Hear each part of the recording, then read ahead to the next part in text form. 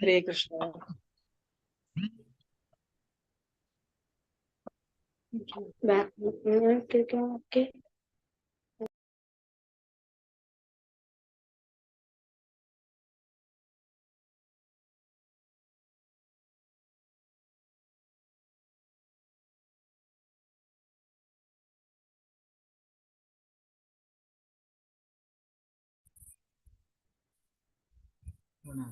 ഹരേ കൃഷ്ണ.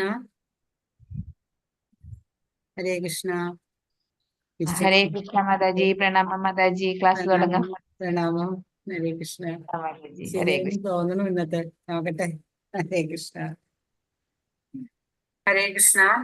ഹരേ കൃഷ്ണ. ഹരേ കൃഷ്ണ. ഹരേ കൃഷ്ണ. ഹരേ കൃഷ്ണ മാതാജി. പ്രണാമം മാതാജി. ക്ലാസ് തുടങ്ങാം. പ്രണാമം. ഹരേ കൃഷ്ണ.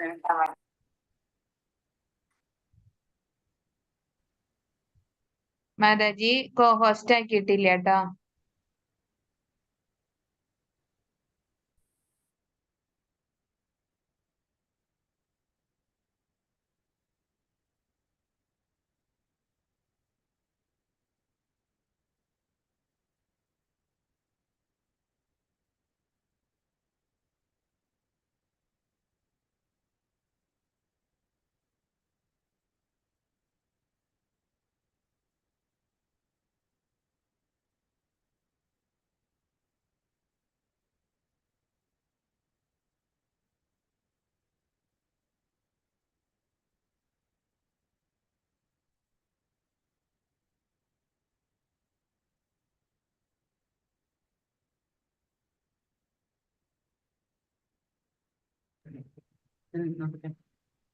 ഹരേ കൃഷ്ണ. എല്ലാവർക്കും പ്രണാമം. ശ്രീ ഹോസ്റ്റ് ആക്കിയിട്ടില്ലല്ലോ.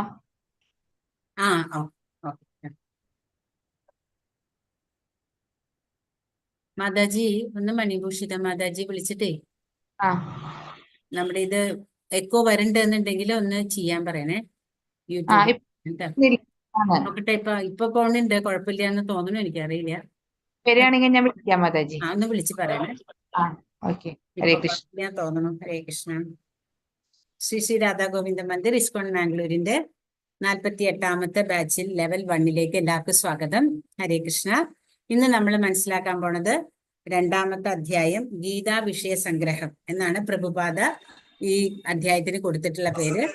നമ്മള് സാധാരണ അറിഞ്ഞിട്ടുള്ളത് സാഖ്യയോഗം എന്നാണ് ഈ അധ്യായത്തിനെ കുറിച്ച് കേട്ടിട്ടുള്ളത്. ഇവിടെ നമ്മള് ഗീതാ വിഷയ സംഗ്രഹം എന്ന് പറയുന്നു. മണിഭൂഷിത മാതാജി ശരിയായിട്ടുണ്ട് എന്നൊരു സംശയം ഉണ്ട് കേട്ടോ. എക്കോ വന്നിട്ടില്ല എന്ന് തോന്നുന്നു. ഹരേ കൃഷ്ണ. എക്കോ വന്നിട്ടില്ല മാതാജി. ഇല്ല കേട്ടോ. ഹരേ കൃഷ്ണ. അപ്പൊ എല്ലാവർക്കും പ്രണാമം. നമുക്ക് ശ്രീ രാധാ ഗോവിന്ദന്റെ പാദങ്ങളിൽ നമസ്കരിച്ചുകൊണ്ട് പ്രാർത്ഥനയോടുകൂടി ഇന്നത്തെ ക്ലാസ് തുടങ്ങാം. ഓം അജ്ഞാനതിമിരാന്തസ്യ ജ്ഞാനാഞ്ജനശലാകയാ ചക്ഷുരുന്മീലിതം യേന തസ്മൈ ശ്രീ ഗുരവേ നമഃ. ശ്രീ ചൈതന്യമനോഭീഷ്ടം സ്ഥാപിതം യേന ഭൂതലേ സ്വയം രൂപകഥാ മഹ്യം ദദാതി സ്വപദാന്തികം. വന്ദേഹം ശ്രീഗുരോ ശ്രീയുതാപദകമലം ശ്രീഗുരുൻ വൈഷ്ണവാംശ്ച. ശ്രീരൂപം സാഗ്രജാതം സഹഗണ രഘുനാഥാന്വിതം തം സജീവം സാദ്വൈതം സാവധൂതം പരിജനസഹിതം കൃഷ്ണ ചൈതന്യദേവം ശ്രീരാധാ കൃഷ്ണപാദാൻ സഹഗണ ലളിതാൻ ശ്രീ വിശാഖാന്വിതാൻ ച. ഹേ കൃഷ്ണ കരുണാ സിന്ധോ ദീനബന്ധോ ജഗത്പദേ ഗോപേശ ഗോപികാ കാന്ത രാധാ കാന്ത നമോസ്തുതേ. തപ്ത കാഞ്ചന ഗൗരാംഗീ രാധേ വൃന്ദാവനേശ്വരി വൃഷഭാനി സുതേ ദേവി പ്രണമാമി ഹരിപ്രിയേ. വാഞ്ചാകൽപതരുഭ്യശ്ച കൃപാ സിന്ധുഭ്യേവ ച പതിതാനാം പാവനേഭ്യോ വൈഷ്ണവേഭ്യോ നമോ നമഃ. നമോ ഓം വിഷ്ണുപാദായ കൃഷ്ണപ്രേഷ്ഠായ ഭൂതലേ ശ്രീമതേ ജയപതാക സ്വാമിനിധി നാമിനെ നമ. ആചാര്യപാദായ നിതായ കൃപപ്രദായിനെ ഗൗരകഥാനാമതായ നഗരഗ്രാമതാരിണേ നമോ ഓം വിഷ്ണുപാദായ കൃഷ്ണപ്രേഷ്ഠായ ഭൂതലേ ശ്രീമതേ ഭക്തിവേദാന്ത സ്വാമിനിധി നാമിനെ നമസ്തേ സരസ്വതേ ദേവേ ഗൗരവാണി പ്രചാരിണേ നിർവിശേഷ ശൂന്യവാദി പാശ്ചാത്യദേശതാരിണേ. ജയ ശ്രീ കൃഷ്ണ ചൈതന്യ പ്രഭു നിത്യാനന്ദ ശ്രീ അദ്വൈത ഗദാധര ശിവസാദി ഗൗരഭക്തവൃന്ദ. ഹരേ കൃഷ്ണ കൃഷ്ണ കൃഷ്ണ ഹരേ ഹരേ. ഹരേ രാമ രാമ രാമ ഹരേ ഹരേ. ഹരേ കൃഷ്ണ കൃഷ്ണ കൃഷ്ണ ഹരേ ഹരേ. ഹരേ രാമ രാമ രാമ ഹരേ ഹരേ. ഹരേ കൃഷ്ണ കൃഷ്ണ കൃഷ്ണ ഹരേ ഹരേ. ഹരേ രാമ രാമ രാമ ഹരേ ഹരേ. ശ്രീല പ്രഭുപാദ് കി ജയ്. ശ്രീല ഗുരുദേവ് കി ജയ്. നിത്യ ഗൗര പ്രമാനന്ദേ ഹരി ഹരി ബോൽ. ഹരേ കൃഷ്ണ. എന്റെ ദീക്ഷാ ഗുരുവിന്റെയും ശിക്ഷാഗുരുക്കന്മാരുടെയും പാദങ്ങളിൽ നമസ്കരിച്ചുകൊണ്ട് നമുക്ക് ഇന്നത്തെ ക്ലാസ് നോക്കാം. അപ്പൊ ഇന്നലത്തെ ക്ലാസ് നമ്മൾ കണ്ടു അർജുന വിഷാദ യോഗം. അർജുനൻ വിഷാദിച്ചിരിക്കുന്നു. എന്തിനാണ് അർജുനന് വിഷമമുണ്ടായത്? അർജുനന്റെ സുഹൃത്തുക്കളെയും ബന്ധുക്കളെയും കണ്ടപ്പോ അർജുനന് ആ യുദ്ധം ചെയ്യാൻ റെഡി ആയിട്ട് വന്ന ആളായിരുന്നു അർജുനൻ. പക്ഷെ ആ യുദ്ധം ചെയ്യണം എന്നുള്ള ആ ഒരു വാഞ്ച, അല്ലെങ്കിൽ ആ ഒരു മനസ്സിലുണ്ടായിരുന്ന ആ ഒരു ആഗ്രഹം ഇല്ലാണ്ടായി. അപ്പൊ അർജുനൻ കുറെ കാര്യങ്ങളെല്ലാം പറഞ്ഞു അല്ലെ. എന്തുകൊണ്ടാണ് അർജുനൻ അങ്ങനെ വേണ്ട എന്ന് തോന്നാൻ കാരണം? അർജുന്റെ മൃദുല ഹൃദയത്വം. അത്രയും വീരശൂര പരാക്രമിയായിട്ടുള്ള ഒരു വില്ലാളി വീരനായ അർജുനന്റെ ഹൃദയം വളരെ എന്താ പറയാ മൃദുലമാണെന്ന്. അതായത് അത്രയും സ്നേഹമുള്ള ഒരാളാണ്. നമ്മള് ആൾക്കാരെ പറയും പരദുഃഖ ദുഃഖി, പരസുഖ ദുഃഖി എന്ന് പറയും. നമ്മള് മറ്റുള്ളവര് സുഖിക്കുമ്പോൾ ദുഃഖിക്കുന്ന ആള്, അയാള് നല്ല ഒരു മനസ്സല്ല. എന്നാൽ ഒരാള് വിഷമിക്കണ കാണുമ്പോൾ അതിനെ കണ്ട് വിഷമിക്കുക എന്ന് പറയണതാണ് ഇവിടെ നമ്മളവരെ നല്ല ഒരു മനുഷ്യനായിട്ട് കണക്കാക്കുക. ഏതൊരാളുടെ വിഷമം കണ്ടാലും അതിൽ നമ്മൾ സന്തോഷിക്കരുത്. അയാൾക്ക് ഇപ്പൊ നമ്മുടെ ശത്രുവായിരിക്കാം, എന്നാലും അയാളുടെ ആ വിഷമം നമ്മൾ കാണുമ്പോ എന്താ പറയേണ്ടത്? അയാൾക്ക് ഇപ്പൊ ഏതൊരാൾക്കും എന്ത് വന്നാലും, നമ്മൾക്ക് വന്നാലും സഹിക്കാൻ പറ്റില്ല, വേറൊരാൾക്ക് വന്നാലും സഹിക്കാൻ പറ്റില്ല. അപ്പൊ നമ്മൾ എന്ത് ചെയ്യണം? അതിനെ നമ്മൾ ഒരിക്കലും നമ്മുടെ ഉള്ളാലെ നമ്മൾ ഒരിക്കലും സന്തോഷിക്കരുത്. അതാണ് അങ്ങനെയുള്ള ഒരാളുടെ കൂടെ ഭഗവാൻ ഉണ്ട്. അതാണ് ഇവിടെ അർജുനന്റെ കൂടെ ഭഗവാൻ ഉള്ളത്. അർജുനനോട് ഭഗവാൻ പറയുന്നുണ്ട്, എന്തിനാണ് ഞാൻ നിനക്ക് ഈ എന്താ പറയാ അറിവ് തരുന്നത് എന്ന് വെച്ചാൽ, നമ്മൾ ഇന്നലെ കണ്ടൂലേ എന്തായിരുന്നു അതിനുള്ള ക്വാളിറ്റി? നീ എന്റെ സുഹൃത്താണ്, നീ എന്റെ ഭക്തനാണ്. ഇതൊക്കെയായിരുന്നു ഭഗവാൻ അർജുനനിൽ കണ്ട ക്വാളിറ്റീസ്. അതായത് അത്രയും നല്ല മനസ്സുള്ള ഒരു ആളായിരുന്നു അർജുനൻ. അപ്പൊ ആ അർജുനനോട് ഇന്നത്തെ ശ്ലോകത്തില് എന്തൊക്കെയാണ് ഭഗവാൻ പറയണത്? അപ്പോ അർജുനൻ എന്താ ഇന്നലെ പറഞ്ഞത് ഭഗവാനോട്? സേനയോരുഭയോർ മധ്യേ സ്ഥാപയമേ അച്യുത, രഥം സ്ഥാപയമേ അച്യുത. സേനകളുടെ ആ നടുവിൽ എന്റെ രഥത്തിനെ കൊണ്ട് നിർത്തണം. എനിക്ക് ഒന്ന് ആരൊക്കെയാണ് യുദ്ധം ചെയ്യാൻ വന്നതെന്ന് കാണണം. അതോടുകൂടിയാണ് അർജുനൻ ആകെ അങ്ങോട്ട് വിഷമായതല്ലേ. എന്തുകൊണ്ടാണ്? ഭീഷ്മരെ പോലെയുള്ള പിതാമഹന്മാരും ദ്രോണരെ പോലുള്ള ആചാര്യന്മാര്, കൃപാചാര്യര്, ദ്രോണാചാര്യര്, അങ്ങനെ ചെറുപ്പം തൊട്ടേ എടുത്ത് വളർന്ന് മനസ്സിൽ ഉള്ള ആ അത്രയും ഉയർന്ന സ്ഥാനം കൊടുത്തിട്ടുണ്ട് അർജുനൻ അവർക്കെല്ലാം. അങ്ങനെയുള്ളവരെ ഇന്ന് അർജുനന് കൊല്ലുക എന്ന് പറയണത് അല്ല. കാരണം ഈ ഒരു യുദ്ധത്തോടുകൂടി എല്ലാം അവസാനിക്കുകയാണ്. നമ്മൾ ഇന്നലെ പറഞ്ഞ പോലെ അതിനെ അർജുനന് സഹിക്കാൻ പറ്റാത്ത ഒരു വിഷമത്തിലാണ് അർജുനൻ ഇപ്പൊ ഇരിക്കുന്ന അവസ്ഥയാണ് ഇപ്പൊ നമ്മൾ കാണുന്നത്. ഇന്ന് നമുക്ക് സാഖ്യയോഗത്തില്, അതായത് ഗീതാവിഷയ സംഗ്രഹത്തില് എന്താണ് പറയണത് നോക്കാം. ഞാനതൊന്ന് ചെയ്യാം കേട്ടോ, ഷെയർ ചെയ്യാം. ഹരേ കൃഷ്ണ. കാണാൻ പറ്റുന്നുണ്ടല്ലോ അല്ലേ മാതാജി? പറ്റുന്നുണ്ട് മാതാജി, ക്ലിയർ ആണ്.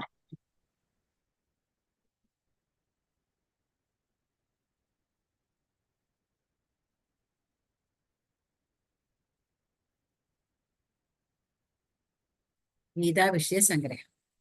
ഇതിൽ ആദ്യം തന്നെ നമ്മൾ കാണുന്നത് എന്താ? ബ്രഹ്മൻ, പരമാത്മാവ്, ഭഗവാൻ. അപ്പൊ നമ്മളെപ്പോഴും പറയുന്നുണ്ട് ഭഗവാൻ ഭഗവാൻ ഭഗവാൻ കൊണ്ട് നിർത്തി കൃഷ്ണൻ, അതായത് ഭഗവാൻ കൃഷ്ണൻ ഇവിടെ പറയണില്ല അല്ലെ. ഭഗവാൻ രഥം കൊണ്ട് നിർത്തി.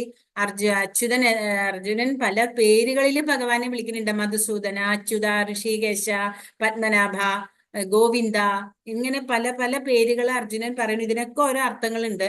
അപ്പൊ ഇവിടെ നമ്മൾ എന്താ കാണുന്നത്?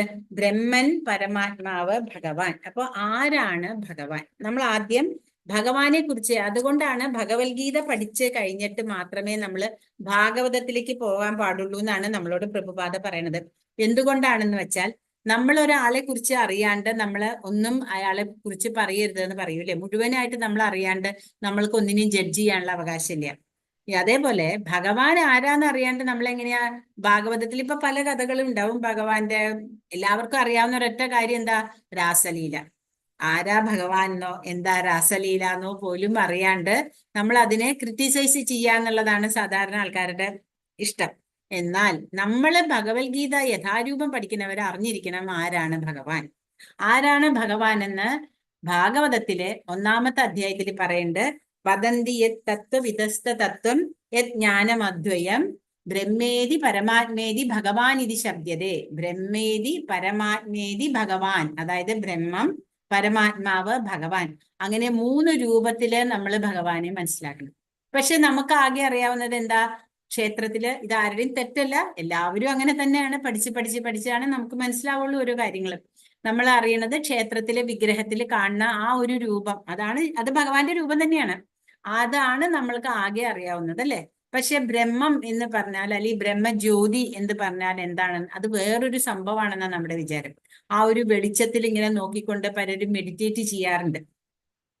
എന്നാൽ ഭാഗവതം പറയണു, ഭഗവാന്റെ തന്നെ ജ്യോതിസാണ് ഈ ബ്രഹ്മജ്യോതിസ് എന്ന് പറയണത്. അതേപോലെ തന്നെ പരമാത്മാവ്. ഇപ്പൊ നമ്മൾ സൂര്യൻ, അപ്പൊ നമ്മുടെ പ്രത്യക്ഷത്തിൽ നമുക്ക് മനസ്സിലാക്കാനുള്ള ഒരു ഉദാഹരണമാണ് സൂര്യൻ.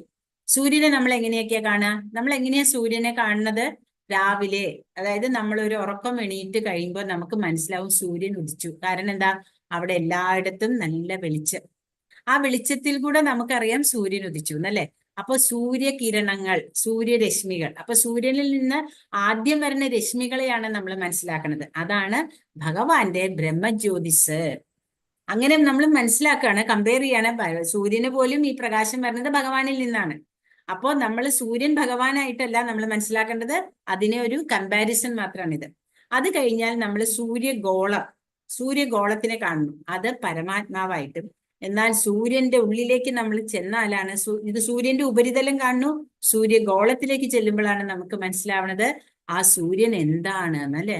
അതേപോലെ തന്നെ ഭഗവാൻ ഇവിടെ വനമാലയെല്ലാം ചാർത്തി, ഓടക്കുഴല് പിടിച്ച്, ആ എന്താ പറയാ, നെറ്റിയില് ഗോപിക്കുറിയും അണിഞ്ഞ്, ഒരു മയിൽപീലി എല്ലാം ചൂടി സുന്ദരനായിട്ട് നിൽക്കണ ആ ഭഗവാന്റെ ത്രിഭംഗു രൂപം, വേണും കൊണന്തം അരവിന്ദ ദളായുധാക്ഷം ബർഹാവദംസം അസിതാംബുദ സുന്ദരാംഗം കന്ദർപ്പകോടി കമനീയ വിശേഷ ശോഭം ഗോവിന്ദമാദിപുരുഷം തമഹം ഭജാമി. ആ ഗോവിന്ദൻ, ആദിപുരുഷനായ ഗോവിന്ദനെ നമ്മൾ എങ്ങനെ ഭജിക്കണം എന്നാ പറയണത്?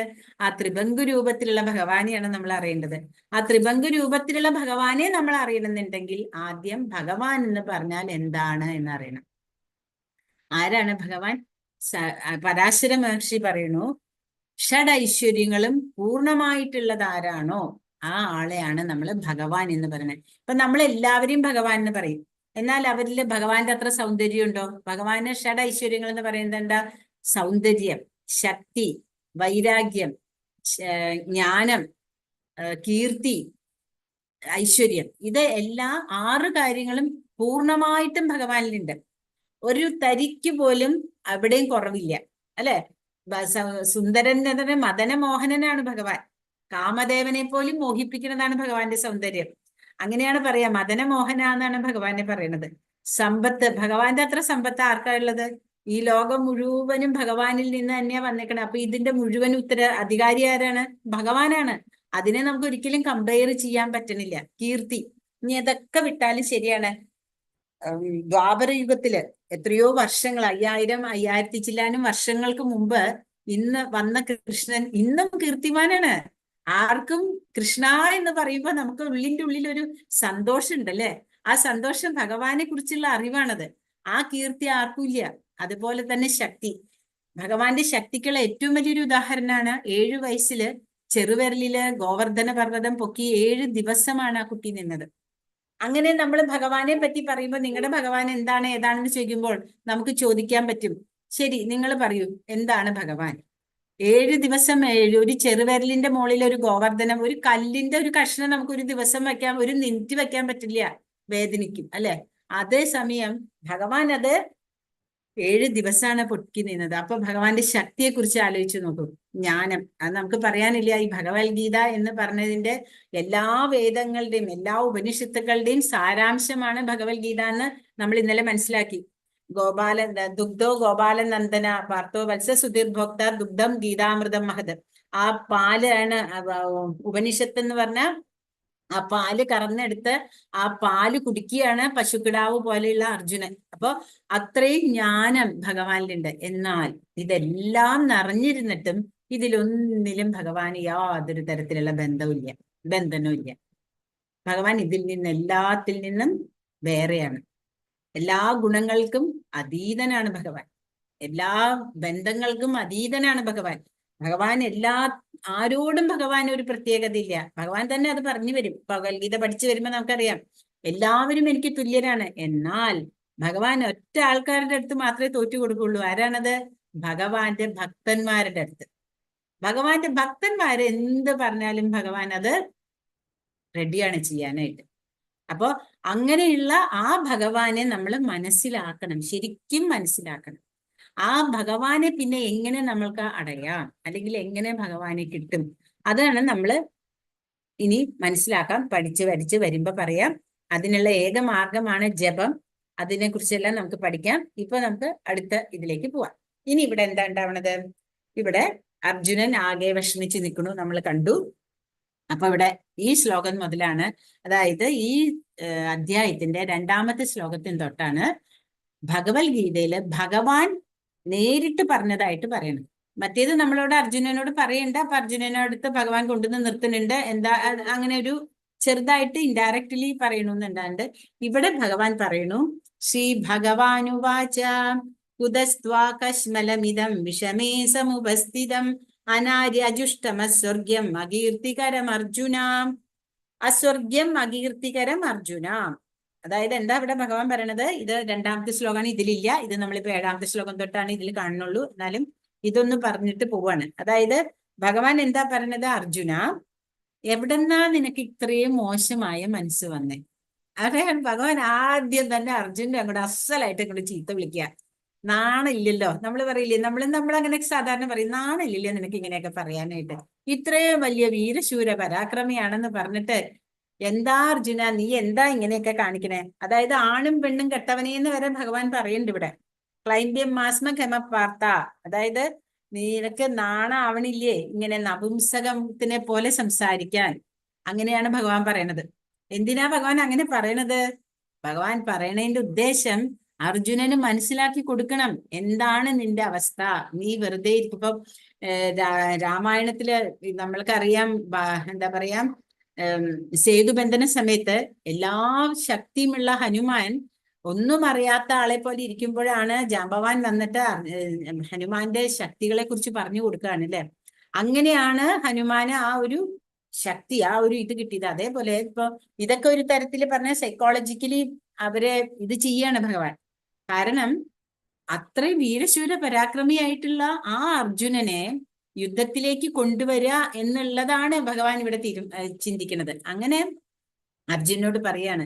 പിന്നെ നമ്മൾ ഇവിടെ വേറൊരു ഇതും കൂടെ മനസ്സിലാക്കേണ്ടത്, ഭഗവാനെ കുറിച്ച് ബ്രഹ്മസംഹിതയില് ബ്രഹ്മാവ് പറയുന്നുണ്ട്, ഈശ്വര പരമാകൃഷ്ണ സച്ചിദാനന്ദ വിഗ്രഹ അനാദിരാദിർ ഗോവിന്ദ സർവകാരണ കാരണം. ബ്രഹ്മസംഹിതയിൽ എന്താ പറയണത്?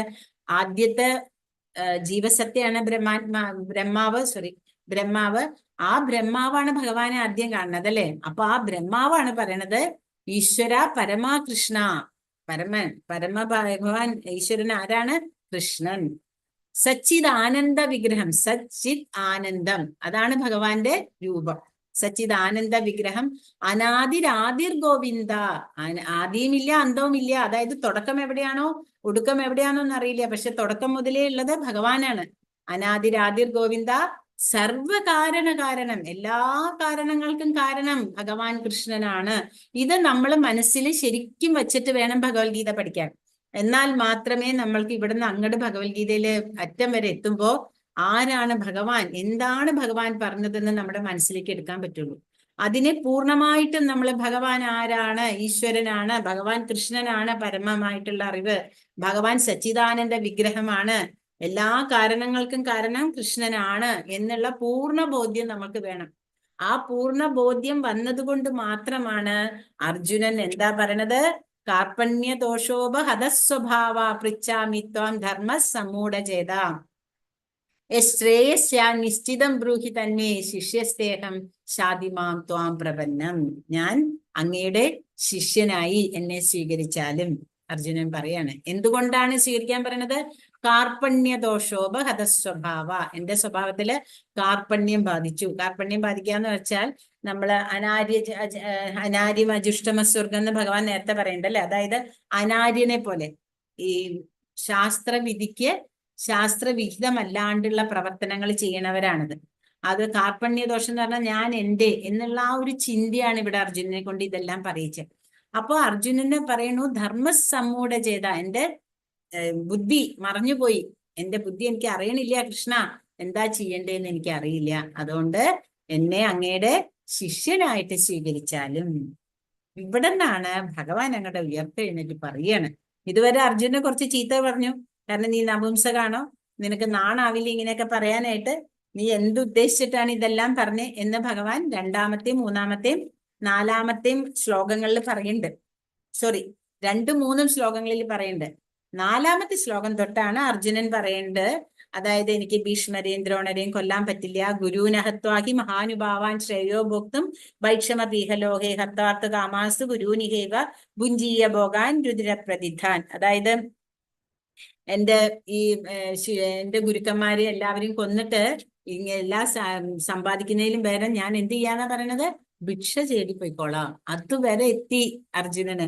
അത് പറയുമ്പോഴും അർജുനൻ അറിയാം അർജുനൻ പറയണത് ശരിയല്ലാന്ന്. അല്ലെങ്കിൽ പിന്നെ അർജുനൻ പോയിട്ട് എന്നെ ശിഷ്യനായിട്ട് സ്വീകരിക്കണമെന്ന് പറയേണ്ട ആവശ്യമില്ലല്ലോ. അപ്പൊ നമ്മൾക്കും മനസ്സിന് വല്ലാണ്ടിരിക്കുമ്പോൾ നമ്മളും പലതും പറയും. പക്ഷെ നമുക്കറിയാം നമ്മൾ പറയണതല്ല ശരിയെന്ന് നമ്മൾക്ക് തന്നെ അറിയാം. അതേപോലെ തന്നെ ഇവിടെ അർജുനൻ പറയാണ്, എന്നെ ആര് വേണമെങ്കിൽ തോൽപ്പിച്ചോട്ടെ കൃഷ്ണ, എനിക്ക് വിരോധമൊന്നുമില്ല. ഞാൻ ഭിക്ഷാടനത്തിനോ എന്തിനെങ്കിലും പോയിക്കോളാം. കാരണം എന്റെ പിതാമഹനെ ഒന്നും എനിക്ക് കൊല്ലാൻ പറ്റില്ല, അത് പാപമാണ്. കഴിഞ്ഞ ക്ലാസ്സിലും പറഞ്ഞു അല്ലെ, പാപമാണ് കൃഷ്ണ, അതുകൊണ്ട് ഞാൻ ചെയ്യില്ല. അതായിരുന്നു അർജുനന്റെ ഇവിടുത്തെ തീരുമാനം. അത് പക്ഷെ അർജുനനും എന്നെ അറിയാം അത് തെറ്റായ തീരുമാനമാണ്, എനിക്ക് ഒരു തീരുമാനം എടുക്കാൻ പറ്റണില്ല കൃഷ്ണ, അതുകൊണ്ട് എന്നെ എന്ത് ചെയ്യണം, അങ്ങയുടെ ശിഷ്യനാക്കണം എന്നിവിടെ ഭഗവാന്റെ മുമ്പില് അർജുനൻ സ്വയം സമർപ്പിക്കുകയാണ്. അപ്പൊ നമ്മൾക്ക് എന്താ വേണ്ടത്, ഭഗവാനെ സമർപ്പിക്കുക. നമ്മളെ തന്നെ. നമ്മുടെ അറിവൊന്നും ഒരു അറിവല്ല, നമുക്കൊന്നും അറിയണില്ല. ഇതെല്ലാം ആ പരമപുരുഷന്റെ എത്രയോ ജ്ഞാനത്തിന്റെ എന്താ പറയുക കടലാണ്, ഭഗവാന്റെ ജ്ഞാന കടലാണ്. അതിൽ നിന്നൊരു തുള്ളി നമ്മൾ എടുക്കാൻ ശ്രമിക്കുകയാണ്. ആ ശ്രമത്തില് എന്തെങ്കിലുമൊക്കെ ആവണു എന്നേ ഉള്ളൂ നമ്മളെല്ലാവരും. അപ്പൊ നമ്മൾ മനസ്സിലാക്കേണ്ടത് എന്താ, എല്ലാവരും ഭഗവാനിൽ ശരണാഗതി പ്രാപിക്കണം. അത് മാത്രമേ നമുക്ക് ഈ സംസാര ഭവസാഗരം കടന്നു പോകാനുള്ള മാർഗമുള്ളൂ. ഭവസാഗരം എന്ന് തന്നെയാ പറയാ, കാരണം അത്രയും ദുഃഖ കടലാണ്. നമ്മൾക്ക് ഇപ്പൊ തോന്നുന്നുണ്ടാവും, എനിക്കൊരു ദുഃഖമില്ല, ഞാൻ ഇവിടെ സന്തോഷമായിട്ടാ ജീവിക്കണം. അങ്ങനെ പറയണ ഒരു കൂട്ടരുള്ളപ്പോ വേറൊരു കൂട്ടർ എന്താ പറയാ, ഇതിന്റെ ഉള്ളിൽ നിന്ന് എങ്ങനെയെങ്കിലും ഒന്ന് രക്ഷപ്പെട്ടാ മതിയായിരുന്നു. കാരണം അസുഖങ്ങളൊക്കെ വന്ന് കിടക്കുമ്പോൾ അവർക്ക് അറിയാം അവരുടെ വിഷമം. അപ്പൊ ഓരോ തരത്തിലായിരിക്കും ഓരോരുത്തരുടെ പ്രശ്നങ്ങൾ. അപ്പൊ ഇതിൽ നിന്നെല്ലാം നമുക്ക് മോക്ഷം കിട്ടണമെങ്കിൽ എന്താ വേണ്ടേ, നമ്മൾ ആരാന്നറിയണം. പിന്നെന്താ അറിയേണ്ടത്, ഭഗവാൻ ആരാണെന്ന് അറിയണം. നമ്മളും ഭഗവാനും തമ്മിലുള്ള ബന്ധം എന്താണെന്ന് അറിയണം. ഇനി ഇവിടുന്ന് ഭഗവാൻ പറഞ്ഞു കൊടുക്കാൻ പോവാണ് അർജുനന് ആരാണ് അർജുനൻ, അല്ലെങ്കിൽ എന്താണ് അർജുനൻ അറിയേണ്ടത്. അവിടെ 13ാമത്തെ ശ്ലോകത്തിൽ പറയുന്നു. അപ്പൊ ഇതിന്റെ ഇടയിൽ സഞ്ജയൻ പറയുന്നുണ്ട്, അർജുനൻ പറയണു, ഏവമുക്ത്വാ ഋഷികേശം ഗുഡാകേശ പരന്തപ ന യോത്സ്യ ഇതി ഗോവിന്ദ ഉക്ത്വാ തൃഷ്ണീം ബഭൂവഃ. ഇവിടെ അർജുനനെ ഗുഡാകേശൻ, അതായത് ഇത് 9ാമത്തെ ശ്ലോകാണ്, പുസ്തകം നോക്കിക്കോളൂ, സഞ്ജയ് വാച. അതായത് ഇവിടെ പറയണത് ഏവമുക്ത്വാ ഋഷികേശം ഗുഡാകേശ പരന്തപ, 2 വാക്കുകളാണ് ഇവിടെ അർജുനെ സംബോധന ചെയ്യുന്നത്. ആരാണ്, സഞ്ജയൻ. അതായത് ഗുഡാകേശൻ. ഗുഡാകേശൻ എന്ന് പറഞ്ഞാൽ നിദ്രയെ ജയിച്ചവൻ. നിദ്രയെ ജയിച്ച എന്ന് പറഞ്ഞാൽ, നിദ്ര എന്ന് പറഞ്ഞാൽ അജ്ഞാനം. അപ്പൊ ആ എല്ലാ തരത്തിലുള്ള അറിവും കഴിവും ഒക്കെ ഉള്ള ആളാണ് അർജുനൻ. അതുകൊണ്ടാണ് ഇവിടെ സഞ്ജയൻ അങ്ങനെ ഒരു വാക്ക് എടുത്ത് പറയാണ്.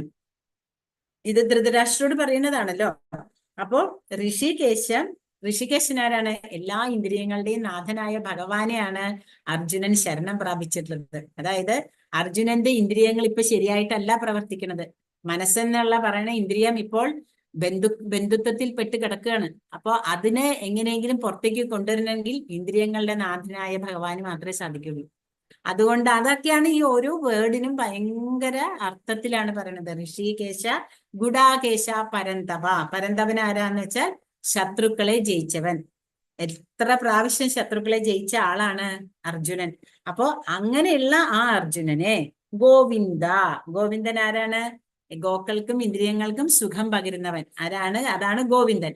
ആ ഗോവിന്ദൻ എന്ത് പറയണു, ഗോവിന്ദനോട് പറഞ്ഞിട്ട് മൗനിയായിട്ട്, അതായത് ഇനി ഞാൻ യുദ്ധം ചെയ്യില്ല കൃഷ്ണ എന്ന് പറഞ്ഞിട്ടും മിണ്ടാണ്ടിരുന്നു എന്നാണ് പറയണത്. ആരാണ് പറയണത്, സഞ്ജയൻ പറയാണ്. എന്നിട്ട് സഞ്ജയൻ പറയണു, തമുവാച ഋഷികേശ പ്രഹസന്നിവ ഭാരത സേനയോർ മധ്യേ വിഷീദന്തം ഇതം വച. അതായത് ഇത് രണ്ട് സൈന്യങ്ങളുടെ ഇടയിൽ അർജുനൻ ഇങ്ങനെ എല്ലാം ഗാന്ധീവം എല്ലാം വെച്ച് ഗാന്ധീവം സംസ്കൃതേഹസ്താ ത്വക്ചൈവ പരിശുഷിത എന്നൊക്കെ പറഞ്ഞ് നമ്മൾ കഴിഞ്ഞ ക്ലാസ്സിൽ പഠിച്ചപ്പോ അത് കണ്ടപ്പോ ഭഗവാൻ ഇവിടെ എന്താ ചെയ്തത്? പ്രഹസന്നിവ ഭാരത. ഭഗവാൻ ഇങ്ങനെ പുഞ്ചിരിച്ചുകൊണ്ട് എന്നാ പറയണം, പുഞ്ചിരിച്ചു. അതായത് ഭഗവാൻ ഇങ്ങനെ എപ്പോഴും ഭഗവാൻ ചിരിച്ചുകൊണ്ട് തന്നെയാണ് ഇരിക്കുള്ളൂ. അപ്പൊ ഇവിടെ ഒരു മന്ദഹാസം, അതായത് തന്റെ ശിഷ്യന്റേതായ ആ ബുദ്ധിമുട്ട് കണ്ടപ്പോ ഭഗവാന് തന്നെ ചിരി വരിക. കാരണം എത്ര വലിയ ഒരു യോദ്ധാവാണ് ഈ ഒന്നും അറിയാത്ത പോലെ ഇരിക്കുന്നത്. അത് കണ്ടപ്പോ ഭഗവാന് സങ്കടമല്ല വന്നത്, ഭഗവാൻ അവിടെ ചിരിച്ചു എന്നാണ് പറയുന്നത്. പ്രഹസന്നിവ ഭാരത, ചിരിച്ചുകൊണ്ടാണ് ഭഗവാൻ പറയുന്നത്. കാരണം ഗുഡാകേശനും ഋഷികേശനും അത്രയും ഉറ്റമിത്രങ്ങളാണ് അല്ലെ.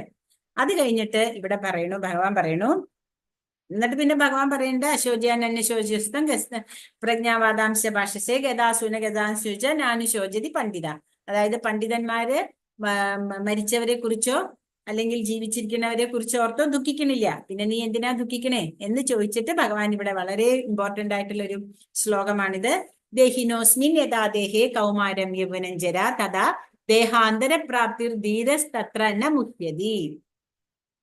അതായത് നമുക്കറിയാം, നമ്മള് ജനിച്ചു അല്ലെ, നമ്മൾ 6 അവസ്ഥയിൽ കൂടെ കടന്നു പോകും. ഒരു ശരീരസ്ഥനായ ഒരു ആത്മാവ് ബാല്യം, കൗമാരം, യൗവനം, കൗമാരം, വാർദ്ധക്യം, അതായത് ജനിക്കുക, അത് പിന്നെ ആ ഒരു ബാല്യത്തിൽ കൂടെ പോവുക, പിന്നെ യൗവനത്തിൽ കൂടെ പോവുക, പിന്നെ എന്താ പറയാ ഉൽപ്പത്തി, അതായത് അവര് കല്യാണം കഴിക്കുക. അപ്പൊ ആ ഒരു ഇതില് അവിടെ കുട്ടികൾ ഉണ്ടാവണു. പിന്നെ അവർക്ക് എന്ത് വരുന്നു? ശരീരത്തിന് ക്ഷയം സംഭവിക്കണം, അതായത് ശരീരത്തിന്റെ ആരോഗ്യം എല്ലാം കുറയണു. പിന്നെ എന്താ ഉണ്ടാവണേ? മരണം ഉണ്ടാവണം. ഈ ഒരു 6 അവസ്ഥയിൽ കൂടെ കടന്നു പോകാത്ത ഒരു ജീവജാലങ്ങളും ഉണ്ടാവില്ല.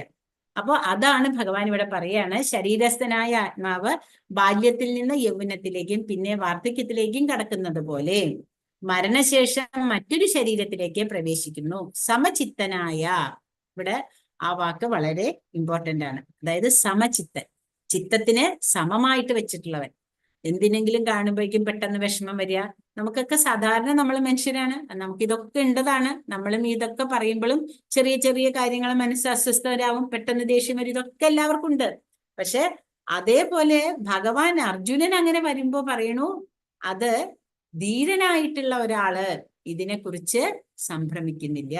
എന്തിനെ കുറിച്ച്? ഈ ശരീരത്തിനുണ്ടാവുന്ന പരിണാമം, അതാണ് നമ്മൾ മനസ്സിലാക്കേണ്ടത്. ദേഹിനോസ്മിൻ, ദേഹത്തിനുണ്ടാവുന്ന വ്യത്യാസങ്ങളാണ് ഇതെല്ലാം. ജനിച്ചിട്ട് വളർന്നു, നമ്മൾ ചെറിയ കുട്ടിയായിരുന്നു ഒരമ്മയുടെ, ആ അമ്മയുടെ കുട്ടി വളർന്നു, നടന്നു അല്ലെ, അത് കഴിഞ്ഞ് ഓടിക്കളിച്ചു, പല്ലു വന്നു, അങ്ങനെ നമ്മുടെ ഓരോ ബാല്യത്തിലുള്ള കാര്യങ്ങൾ ആലോചിച്ച് നോക്കിയാൽ നമുക്കറിയാം നമ്മുടെ ആത്മാവ് മാറണില്ല, ശരീരം മാറിക്കൊണ്ടേയിരിക്കണു. പിന്നെ യൗവനത്തിലേക്ക് വന്നു, ആ യൗവനത്തിൽ ഒന്ന് കല്യാണം കഴിക്കണു, കുട്ടികളാവണു, അത് കഴിഞ്ഞ് അയാൾക്ക് ശരീരം ക്ഷീണിക്കണു, അല്ലെങ്കിൽ അയാള് വയസ്സനാവണു. പിന്നെ അവസാനമാകുമ്പോ എന്താ, കുറച്ചധികം ജീവിച്ചിരുന്ന ഓൺ ദ സ്പോട്ട് ആരെങ്കിലും ചോദിക്കും, അപ്പൊ അമ്മ ഉണ്ടോ ഇപ്പോ, അല്ലെങ്കിൽ അച്ഛനുണ്ടോ? കാരണം ഒരു സമയം കഴിഞ്ഞാൽ മരിച്ചോളണം എന്നുള്ള നമ്മുടെ ഉള്ളിന്റെ ഉള്ളിൽ എല്ലാവർക്കും അറിയാം. അപ്പൊ അതുകൊണ്ട് അങ്ങനെ ചിന്തിക്കുന്ന ഒരാൾ ഒരിക്കലും സംഭ്രമിക്കുന്നില്ല. പിന്നെ ഇവിടെ പറയണു, ഈ ശരീരം എന്തുകൊണ്ടാണ് ഉണ്ടാക്കിയിട്ടുള്ളത്? നമ്മൾ സാഖ്യയോഗം എന്നാണ് ഇതിന്റെ പേര്. സാഖ്യം എന്ന് പറഞ്ഞാൽ തിരിച്ച്, അതായത് വേർതിരിച്ച് പഠിക്കുക എന്നുള്ളതാണ്. അതിനെക്കുറിച്ച് ഈ പറഞ്ഞ പോലെ തന്നെ അത് വളരെ വലിയൊരു സബ്ജക്റ്റ് ആണ്. ഇവിടെ പറയണത് നമ്മൾ ഈ പഞ്ചഭൂത നിർമ്മിതമാണ് ഈ ശരീരം. ഈ ശരീരം പഞ്ചഭൂതങ്ങൾ ഏതൊക്കെയാണെന്ന് വെച്ചാൽ ഭൂമി, ജലം, അഗ്നി, വായു, ആകാശം. ഈ 5 കാര്യങ്ങൾ ചേർന്നതാണ് നമ്മുടെ ഈ ശരീരം. ഈ ശരീരമാണ് ഭൂമി. ജലം, നമ്മുടെ ശരീരത്തില് 74% എത്രയോ ജലാംശമുണ്ട്. പിന്നെ എയർ, നമുക്കറിയാം, നമ്മള് ശ്വാസോച്ഛ്വാസം ഒക്കെ ചെയ്യുമ്പോൾ വായുവിന്റെ ഇതിനെ പറ്റി നമുക്ക് മനസ്സിലാക്കാൻ പറ്റും. അതേപോലെ തന്നെ അഗ്നി, വൈശ്വാനര അഗ്നിയായിട്ട് ഭഗവാൻ നമ്മൾക്ക് പറഞ്ഞു തരുന്നുണ്ട്. ഇതില് 11ാമത്തെ 10ാമത്തെ അധ്യായത്തിൽ പറഞ്ഞു തരും. അപ്പോ അല്ല 15-ല്. അപ്പൊ ഈ ഓരോ ഇതിലും നമ്മുടെ ശരീരത്തിൽ ഇതെല്ലാം ഉണ്ട്. പിന്നെ ആകാശം എന്ന് പറയുന്നത് ഒരു ഘടാകാശം എന്നൊക്കെ നമ്മൾ കേട്ടിട്ടുണ്ടാവും. അപ്പൊ അതേപോലെ ഈ പഞ്ചഭൂതങ്ങളും നമ്മുടെ ശരീരം കൊണ്ട്, ഈ ശരീരം നിർമ്മിച്ചിട്ടുള്ളത് പഞ്ചഭൂതങ്ങൾ കൊണ്ടാണ്. ഇപ്പൊ നേരത്തെ പറഞ്ഞ പോലെയുള്ള ദേഹത്തിന്റെ അവസ്ഥയാണ് ഈ കാണിക്കുന്നത്. ചെറിയ കുട്ടിയിൽ നിന്ന് വളർന്ന് വയസ്സനായിട്ട് മരിക്കുന്നു. പിന്നെ ഒരു കാർ ഓടിക്കുമ്പോൾ ഒരു ഡ്രൈവർ ആവശ്യമുണ്ട്. ഒരു കാർ ഒരിക്കലും ഓടില്ല അല്ലെ? അതേപോലെ തന്നെയാണ് ഈ ശരീരം എന്ന കാറിന് ആത്മാവെന്ന് പറയുന്ന ആ ഡ്രൈവർ ഉണ്ടെങ്കിൽ മാത്രമേ അത് ശരിയായിട്ട് മുന്നോട്ട് പോവുള്ളൂ. പിന്നെ ഇത് നമ്മൾ കാണുന്നത് എന്താന്ന് വെച്ചാൽ ഈ ദേഹത്തിന്റെ അവസ്ഥാന്തരത്തെ കുറിച്ച് പഠിക്കുമ്പോൾ നമ്മൾ മനസ്സിലാക്കണം, നമ്മൾ മനുഷ്യജന്മം ഒരു മനുഷ്യനായിട്ട് തന്നെ മരിച്ചിട്ട് അടുത്തത് ഒരു മനുഷ്യജന്മം കിട്ടണം എന്ന് നമുക്ക് പറയാൻ പറ്റില്ല.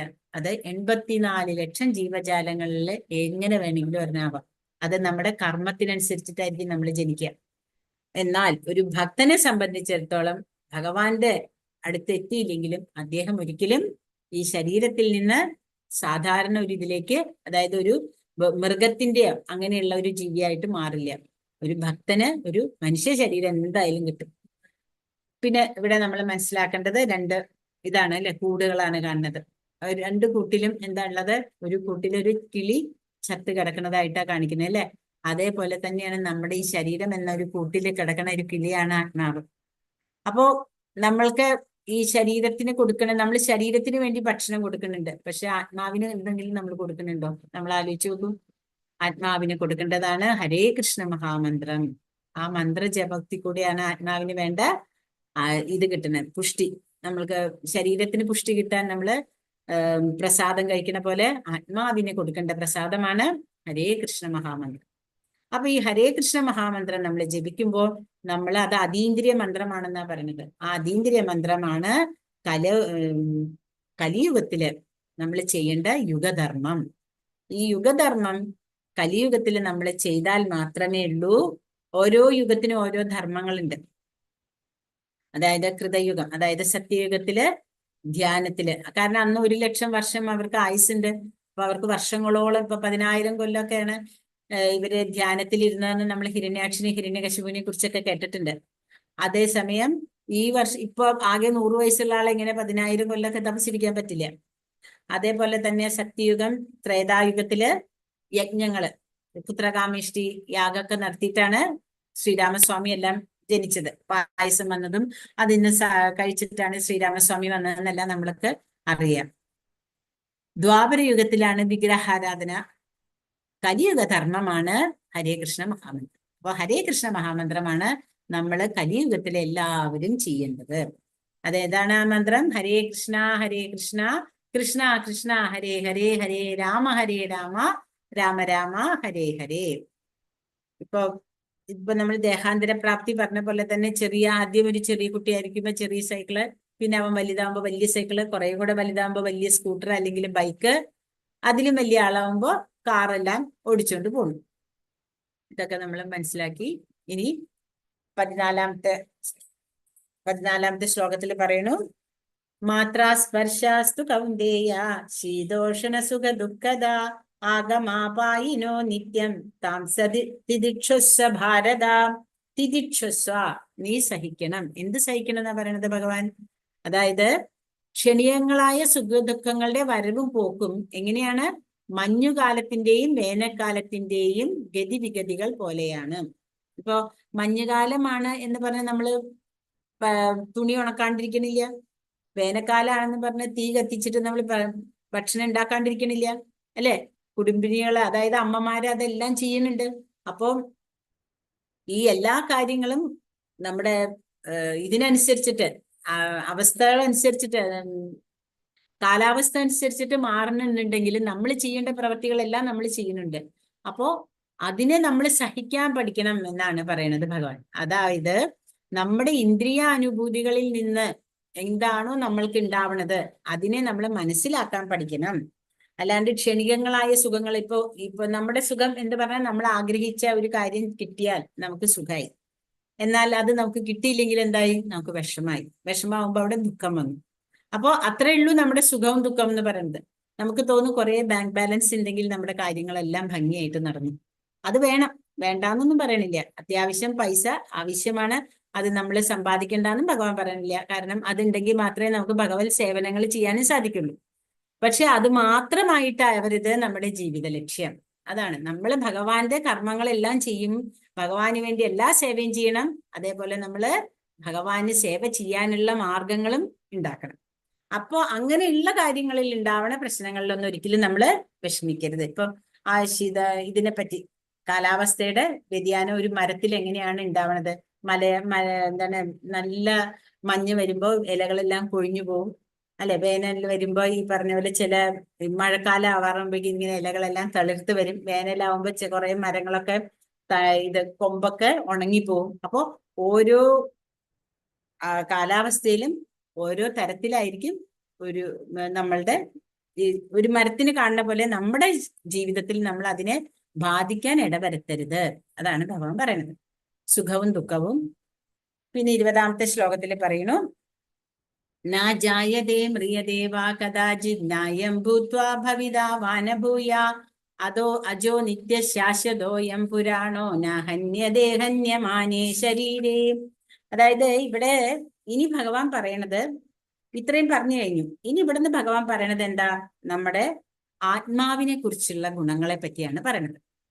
ആത്മാവ് എന്താണ് ചെയ്യേണ്ടത്, എങ്ങനെയാണ് ചെയ്യണത്? അതായത് ഈ ആത്മാവ് എന്ന് പറയണത് ശരീരം മുഴുവനും വ്യാപിച്ചിരിക്കുന്നതായിട്ടാണ് പറയണത്. ആ ഒരു ചൈതന്യമാണ് ശരീരം മുഴുവനും വ്യാപിച്ചിരിക്കുന്നത് അല്ലെ? അങ്ങനെയുള്ള ആ ആത്മാവിനെ ഒരാൾക്ക് നശിപ്പിക്കാനും സാധിക്കില്ല, മുറിക്കാനും സാധിക്കില്ല. അത് ആദ്യമേ പറയണത് അതാണ്. അതായത് എന്തുകൊണ്ടാണെന്ന് വെച്ചാൽ ബാലാഗ്ര ശതഭാഗസ്യ ശതദാ കൽപ്പിതസ്യ ച ഭാഗോ ജീവസ്യ വിജ്ഞേയ സ ചാനന്ദായ കൽപ്പതേ. അതായത് തലനാരിന്റെ ആത്മാവിന്റെ ഇത് എത്രയാണ് ആത്മാവിന്റെ പരിമാണം, അളവ് എന്താന്ന് നമ്മൾ മനസ്സിലാക്കണം.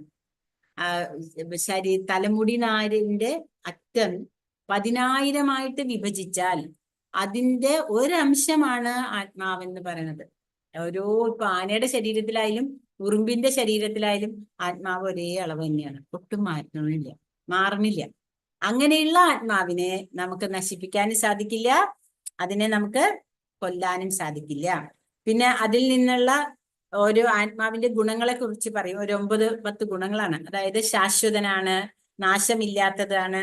അതുകൊണ്ട് അർജുന നീയെ യുദ്ധം ചെയ്യണം. പിന്നെ പറയുന്നുണ്ട്, ജീവാത്മാവ് കൊല്ലപ്പെടുമ്പോഴോ ആരെങ്കിലും കൊല്ലുമെന്നോ കരുതുന്നവൻ ജ്ഞാനിയല്ല. ആത്മാവിനെ കൊല്ലാനോ കൊല്ലപ്പെടുത്താനോ സാധിക്കില്ല.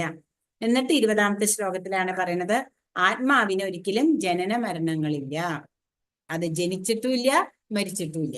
അതുണ്ട്, അത് ശാശ്വതമാണ്, പ്രാചീനനാണ്. ശരീരം നശിക്കുന്നു എന്ന് വെച്ച് ആത്മാവ് ഒരിക്കലും നശിക്കുന്നില്ല. ഈ ആത്മാവ് എന്താ ചെയ്യണേന്നാ പറയണത്? വാസാംസി ജീർണാനി യഥോ വിഹായ തഥാ ശരീരാണി വാസാംസി ജീർണാനി യഥാ വിഹായ നവാനി ഗൃഹാതി നരോപരാണി തഥാ ശരീരാണി വിഹായ ജീർണാനി അന്യാനി സംയാതി നവാനി ദേവി. നമ്മള് മുഷിഞ്ഞ വസ്ത്രം വന്നിട്ടുണ്ടെങ്കിൽ നമ്മൾ എന്താ ചെയ്യുക? കുളിക്കുമ്പോൾ ആ ഡ്രസ്സ് മാറ്റി വെച്ചിട്ട് പുതിയ ഡ്രസ്സ് എടുത്തിടും. അതുപോലെ ഉള്ളൂ മരണം എന്നാണ് ഭഗവാൻ പറയുന്നത്. പക്ഷെ നമുക്കൊന്നും, സാധാരണ ജീവാത്മാക്കളായ നമ്മൾക്കൊന്നും അതിനെക്കുറിച്ചൊന്നും ചിന്തിക്കാൻ പോലും സാധിക്കില്ല അല്ലെ? ആ ഒരു ഉടുപ്പ് അഴിച്ചിടുന്ന പോലെ ഉള്ളൂ ഭഗവാൻ പറഞ്ഞു തരുന്നുള്ളൂ. കാരണം ഈ ശരീരം എന്നായാലും എല്ലാവർക്കും ഉപേക്ഷിക്കേണ്ടതാണ്. മനുഷ്യനായിട്ട് ജനിച്ചിട്ടുണ്ടെങ്കിൽ അല്ലെങ്കിൽ എന്തായാലും ഈ ലോകത്ത് ജനിച്ചിട്ടുണ്ടെങ്കിൽ മരണം ഉറപ്പാണ്. അപ്പൊ അതിനെക്കുറിച്ച് എന്തിനാ അർജുന വിഷമിക്കണേ? അതാണ് ഇവിടെ ചോദിച്ചത്. പിന്നെ ആത്മാവിന്റെ അടുത്ത ഗുണങ്ങൾ എന്താ പറയുന്നത്? ആത്മാവിനെ നൈനം ചിന്തന്തി ശസ്ത്രാണി, ആയുധങ്ങൾ കൊണ്ട് മുറിക്കാൻ പറ്റണില്ല. നൈനം ദഹതി പാവകഹ, എന്താ പറയണത്? ദഹിപ്പിക്കാൻ സാധിക്കില്ല, അഗ്നിക്ക് ദഹിപ്പിക്കാൻ സാധിക്കില്ല. ന ചൈനം ക്ലേദയന്ത്യാവോ ന ശോഷയതി മാരുത, വെള്ളത്തിനെ കൊണ്ട് നനയ്ക്കാനും പറ്റില്ല, കാറ്റിനെ കൊണ്ട് ഉണക്കാനും പറ്റില്ല.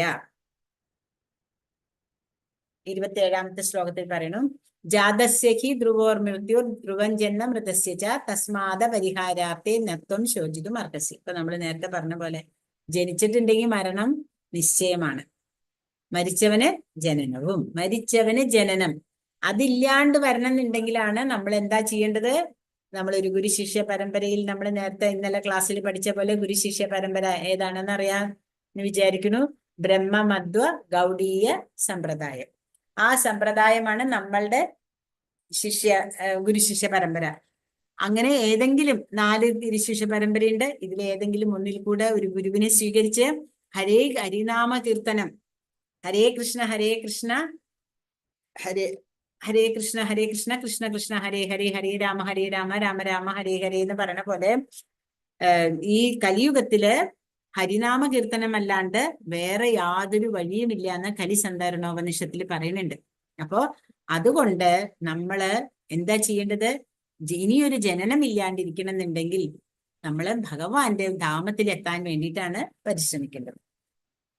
പിന്നെ ഇപ്പോ ഒരാള് കടലിൽ പെട്ടുപോയിട്ടുണ്ടെങ്കിൽ അയാള് ആ മുങ്ങി ചാവാൻ പോണ ഒരാൾക്ക് കച്ചിത്തുരുമ്പ് കിട്ടിയാലും രക്ഷപ്പെടും എന്ന് പറഞ്ഞ പോലെ ആ എന്താ പറയാ ഭഗവാനെ അതായത് നമ്മളെല്ലാവരും ഈ ഭവസാഗരത്തിൽ കിടക്കുകയാണ് ഇങ്ങനെ മുങ്ങിക്കൊണ്ട്. ഇപ്പൊ അതിന്റെ പ്രഭുപാദ ഒരു ഉദാഹരണം പറയുന്നത് എന്താ വെച്ചാല് നമ്മളെ ഒരു കസേരയിൽ കെട്ടിയിട്ടിട്ട് ഒരു വെള്ളത്തിന്റെ ഉള്ളിലേക്ക് ഇട്ടു എന്ന് വെക്കും. അപ്പൊ ഒന്നും അനങ്ങാൻ പറ്റില്ലല്ലോ. അപ്പൊ കുറച്ച് കഴിയുമ്പോ ആ വെള്ളത്തിൽ നിന്ന് ഒന്ന് പതുക്കെ പൊക്കുന്നു. സമാധാനായി, ഒരു ശ്വാസം വിട്ടപ്പോ അല്ലെ. അതേപോലെയാണ് ഈ ഭവസാഗരത്തിലുള്ള സുഖദുഃഖങ്ങള്. നമ്മളെ ആരെങ്കിലും ഒന്ന് രക്ഷിക്കാനാണ് ഗുരുവാണ് നമ്മളെ രക്ഷിക്കാൻ. ആ ഗുരുവിന്റെ ആ കയ്യില് ഒരു പിടുത്തം കിട്ടിയാൽ അയാൾ ഈ ഭവസാഗരത്തിൽ നിന്ന് അയാൾക്ക് മോചനം കിട്ടും. 30-ാമത്തെ ശ്ലോകത്തിൽ പറയുന്നു, ദേഹി നിത്യം അവധ്യോയം ദേഹേ സർവസ്യ ഭാരത തസ്മാത് സർവാണി ഭൂതാനി നത്വം ശോചിതും അർഹസി. ഇത് തന്നെയാണ് പറഞ്ഞത്. അതായത് അനശ്വരനായ ജീവാത്മാവിനെ ആർക്കും കൊല്ലാൻ സാധിക്കില്ല. അതുകൊണ്ട് ഒരു ജീവനെ കുറിച്ച് നീ വ്യസനിക്കണ്ട. ഇന്നിവിടെ പറയുമ്പോഴും ഭഗവാൻ പറയണ്ട് എന്ന് വെച്ച് കൊല്ല എന്ന് പറയുന്നത് ഒരു സർട്ടിഫൈഡ് സംഭവമൊന്നുമല്ല. അർജുനനോട് പറയണതാണ്, നീ വെറുതെ വലിയ പിതാമഹനെ കുറിച്ചോ അല്ലെങ്കിൽ ആചാര്യനെ കുറിച്ചോ ഒന്നും വിഷമിക്കണ്ട. ഈ ആത്മാവ് എന്ന് പറയുന്നത് അവരുടെയൊക്കെ ജീർണിച്ച കുപ്പായാണ്. അവർക്കൊരു മോക്ഷം കൊടുക്കാനാണ് നിന്നെക്കൊണ്ട് സാധിക്കില്ല. നീ സന്തോഷിക്കുകയാണ് വേണ്ടത് എന്ന് പറഞ്ഞപ്പോൾ ഉള്ള ആത്മാവിന്റെ ഗുണങ്ങളെ കുറിച്ച് പറയാണ്. അതാണ് ഇവിടെ പറയണേ. ഹതോവാ പ്രാപ്സ്യസി സ്വർഗം ജിത്വാവാ മോക്ഷ്യസേ മഹിം തസ്മാദുത്തിഷ്ഠ കൗന്ദേയ യുദ്ധായ കൃതനിശ്ചയ. അതുകൊണ്ട് ഉത്തിഷ്ഠ, കുന്തിപുത്ര എണീക്കും. ഇനി ശരി, നിനക്ക് ആത്മാവിനെ കുറിച്ച് മനസ്സിലാക്കണ്ടേ വേണ്ട, വിട്ടോ. ഭഗവാൻ അതാ പറഞ്ഞേ. ഭഗവാൻ ഇത്രയും ആത്മാവാണെന്നും ആത്മാവിന്റെ ഗുണങ്ങൾ പറഞ്ഞു. നീ ഒരാളിപ്പൊ അവരെ യുദ്ധത്തിൽ നീ യുദ്ധം ചെയ്തു എന്ന് വെച്ചാൽ അവർക്കൊന്നും സംഭവിക്കില്ല എന്നൊക്കെ ഭഗവാൻ പറഞ്ഞിട്ട് പിന്നെ പറയണത് എന്താണ്? ഇനിയിപ്പൊ നിനക്കിത് മനസ്സിലായില്ലോ. ഇനി മനസ്സിലായില്ലെങ്കിലും കുഴപ്പമില്ല. അതായത് യുദ്ധം ചെയ്തെന്ന് വെച്ച് ഒന്നില്ലെങ്കിൽ നീ തോൽക്കും, അല്ലെങ്കിൽ നീ ജയിക്കും. അപ്പൊ ജയിച്ചാൽ എന്താ? നിനക്ക് രാജ്യം കിട്ടും. മരിച്ചാലോ നിനക്ക് സ്വർഗത്തിൽ പോവാം. എന്തായാലും രണ്ടായാലും കുഴപ്പമില്ലാത്ത കാര്യമാണ്. എണീറ്റ് യുദ്ധം ചെയ്യുക. ഇവിടെ ഭഗവാൻ ശരിക്കും പറയണ്ട അർജുനോട്. എന്തിനാണ് യുദ്ധം ചെയ്യാൻ പറയുന്നത്? ക്ഷത്രിയ ധർമ്മമാണ് അവന്റെ രാജ്യത്തിലെ പ്രജകളെ രക്ഷിക്കുക എന്നുള്ളത്. അപ്പൊ അങ്ങനെയുള്ള ഒരു അവസ്ഥയിൽ വന്ന് നിന്നിട്ട് പറ്റില്ല എന്ന് പറയാൻ പറ്റില്ല അല്ലെ. അതാണ് ഇവിടെ ഭഗവാൻ പറയുന്നത്. സ്വധർമ്മം, നിന്റെ ധർമ്മം എന്താണ് അതിനെ നീ ചെയ്യണം. സുഖദുഃഖേ സമേ കൃത്വ ലാഭോ ജയാജയോ തതോ യുദ്ധായ യുജ്യസ്യ നൈവം പാപം അവാപ്സ്യസി. അതായത് ഈ യുദ്ധത്തില് നിന്നോട് ഞാൻ യുദ്ധം ചെയ്യാ, ഉത്തിഷ്ഠ അർജുന എണീറ്റ് യുദ്ധം ചെയ്യൂ എന്ന് പറയുന്നത് എന്തിനാണെന്നാ പറയണത്? ഈ യുദ്ധം നീ ചെയ്തത് അത് ചെയ്യാൻ വേണ്ടി മാത്രം. അതായത് നിന്റെ സ്വധർമ്മമാണ്. നീ ഒരു ക്ഷത്രിയനായ നിലയ്ക്ക് നിനക്ക് യുദ്ധം ചെയ്യാന്നുള്ളത് നിന്റെ കടമയാണ്. അത് നീ ചെയ്യാൻ. എന്നിട്ട് എന്താ വേണ്ടത്? അതിന്റെ സന്തുഷ്ടിയോ ലാഭമോ ജയമോ തോൽവിയോ ഒന്നിനെ കുറിച്ച് നീ ചിന്തിക്കണ്ട. അങ്ങനെ നീ യുദ്ധം ചെയ്താൽ ആ യുദ്ധം നിനക്ക് ഒരിക്കലും പാപത്തിനെ കുറിച്ച് ചിന്തിക്കണ്ട. എന്നിട്ട് ഇവിടെ 40-ാമത്തെ ശ്ലോകത്തിൽ ഭഗവാൻ പറയണു, നേഹാഭിക്രമനാശോസ്തി പ്രത്യവായോന വിദ്യതേ സ്വൽപമൽപസ്യ ധർമ്മസ്യ ത്രായതേ മഹതോ ഭയ.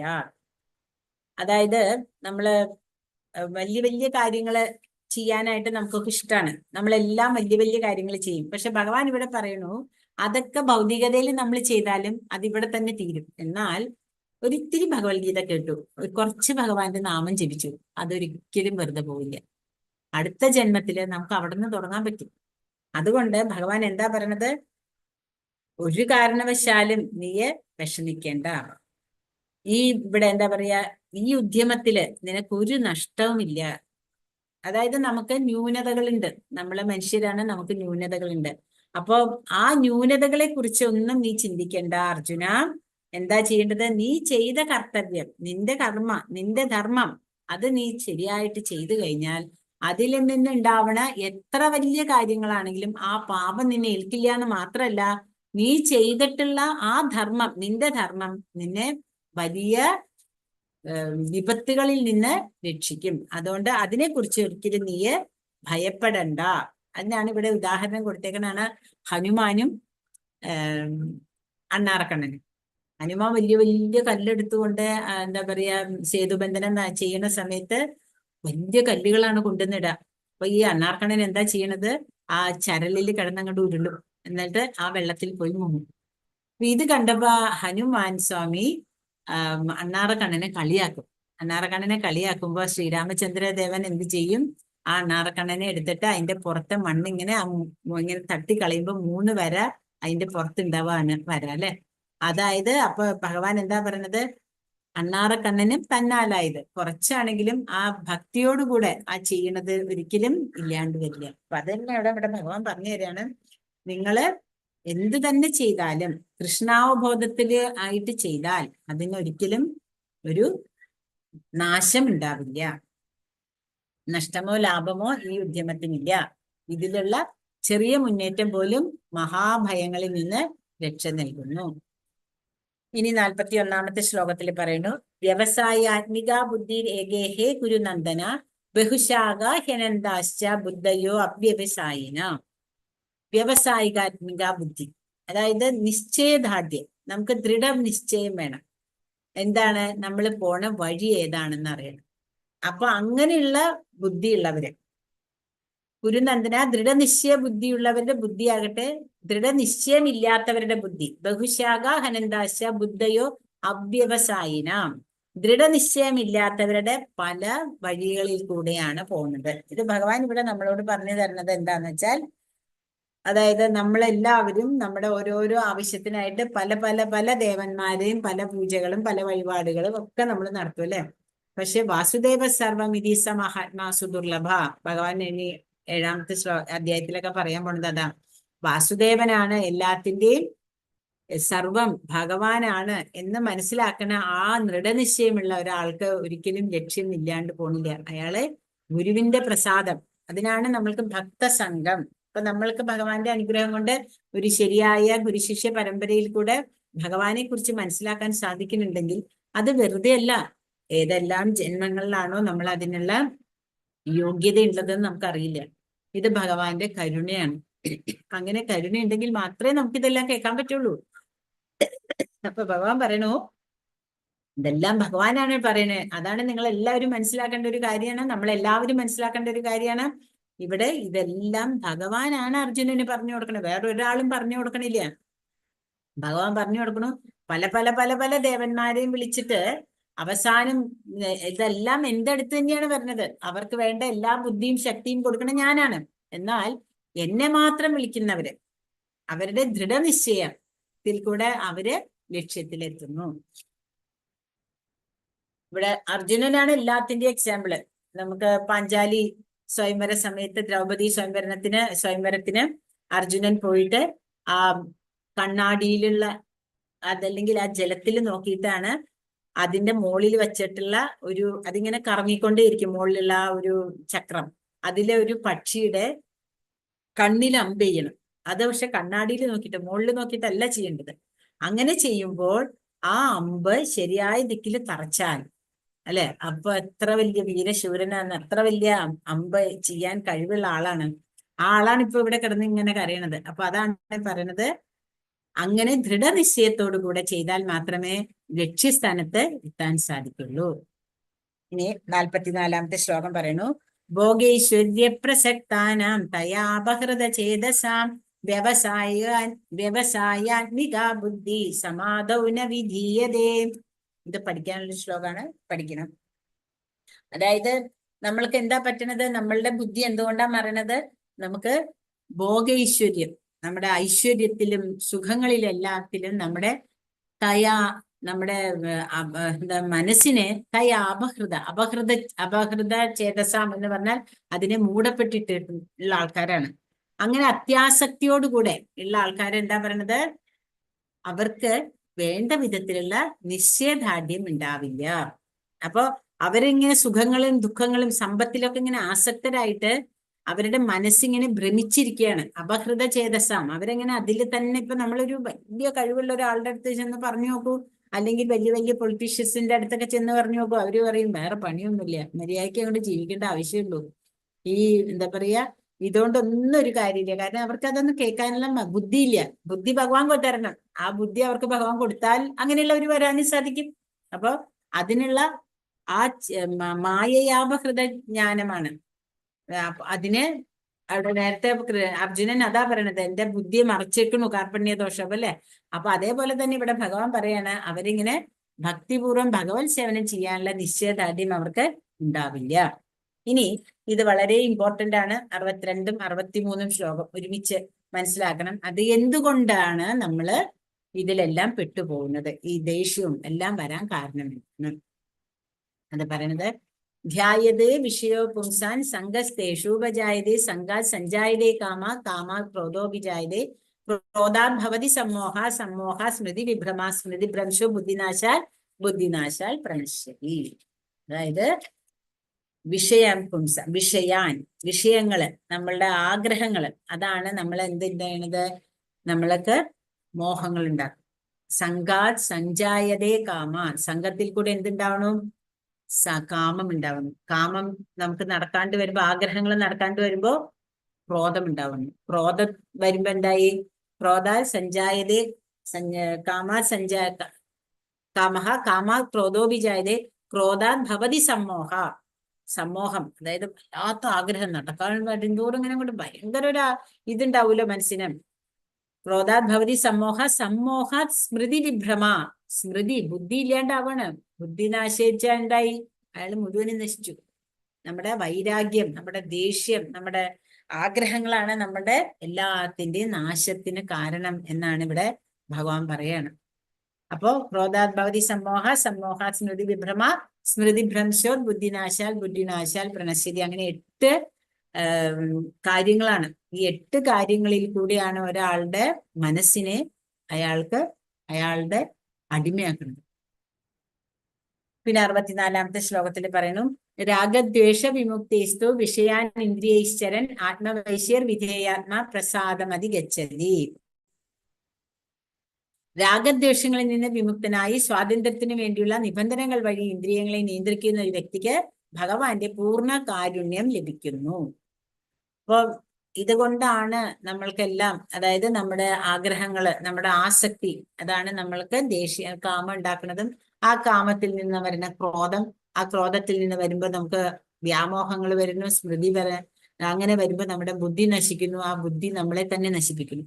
എന്നാൽ ഈ രാഗങ്ങളിൽ നിന്നും ദ്വേഷങ്ങളിൽ നിന്നും ഈ ആഗ്രഹങ്ങളിൽ നിന്നും ഈ വൈരാഗ്യങ്ങളിൽ നിന്നും എല്ലാത്തിൽ നിന്നും നമ്മൾ മുക്തനായിട്ട് സ്വാതന്ത്ര്യത്തിന് വേണ്ടിയുള്ള നിബന്ധനകൾ, സ്വാതന്ത്ര്യം എന്ന് പറഞ്ഞാൽ ഈ ശരീരബന്ധനങ്ങളിൽ നിന്നുള്ള ആ കൂട്ടിലെ കിളിയെ പോലെ അതിന് തുറന്നു വിട്ടാൽ അത് പുറത്തേക്ക് പോണ പോലെ ഈ ശരീരത്തിൽ നിന്നുള്ള ഈ 84 ലക്ഷം ജീവജാലങ്ങളാവുന്ന ഈ ചക്രത്തിൽ നിന്നിങ്ങനെ കറങ്ങണ ഈ ആത്മാവിനെ മുക്തനാക്കാൻ സാധിച്ചാൽ അയാൾക്ക് ഭഗവാന്റെ കാരുണ്യം ലഭിക്കും. അതാണ് നമ്മുടെ ശ്രീല പ്രഭുപാദ ഇത്രയും വയസ്സിലും എവിടെ ചെന്നിട്ടും ആ ഗുരുവിന്റെ കാരുണ്യം കൊണ്ട് ശ്രീല പ്രഭുപാദ നമുക്ക് ഇസ്കോൺ എന്ന് പറഞ്ഞ ഈ ഇത്രയും വലിയൊരു സംഘടന ഉണ്ടാക്കാനും അതിനെല്ലാത്തിനും കാരണം എന്തുകൊണ്ടാണ്, അദ്ദേഹത്തിന്റെ ഗുരുവിലുള്ള വിശ്വാസം, ജപത്തിന്റെ വിശ്വാസം, ഭഗവാനുള്ള വിശ്വാസം. ആ വിശ്വാസമാണ് ഇന്ന് ഇസ്കോൺ എന്ന് പറഞ്ഞ ഒരു സംഘടനയ്ക്കുള്ള ആധാരം. ഗുരുവിനുള്ള ഒരൊറ്റ വിശ്വാസമാണ്. യസ്യ പ്രസാദാത് ഭഗവത് പ്രസാദാത് യസ്യ അപ്രസാദാത് ന ഗതി കുതോപി ധ്യായൻ സുവന്തസ്യ യശസ്ത്രി സന്ധ്യൻ വന്ദേ ഗുരു ശ്രീ ചരണാരവിന്ദം.